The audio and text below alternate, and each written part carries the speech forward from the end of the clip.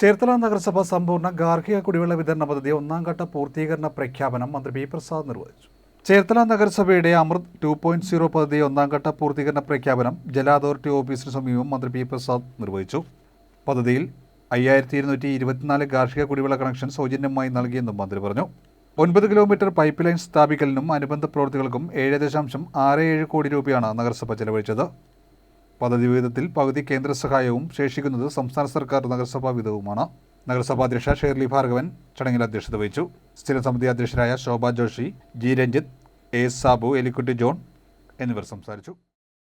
5224 കുടുംബങ്ങൾക്ക് ശുദ്ധമായ വെള്ളം എത്തിക്കാൻ ഈ പദ്ധതിയിലൂടെ കഴിയുന്നു എന്നുള്ളതാണ് അതിൻ്റെ വലിയ പ്രത്യേകത.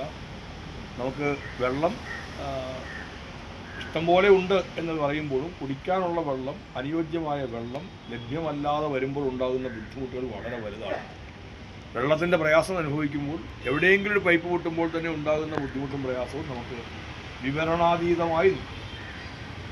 അത് ഏറ്റവും കൂടുതലായിട്ട് പ്രതിസന്ധിയിരിക്കുന്ന ഇവിടെ ഇരിക്കുന്ന ജനപ്രതിനിധികളായിരിക്കും. അതിൻ്റെ മനുഷ്യർ അവരെല്ലാവരും ജനപ്രതിനിധികളായിരിക്കും ആദ്യം വിളിക്കുക, ഇടപെടണമെന്ന് പറയുകയല്ല.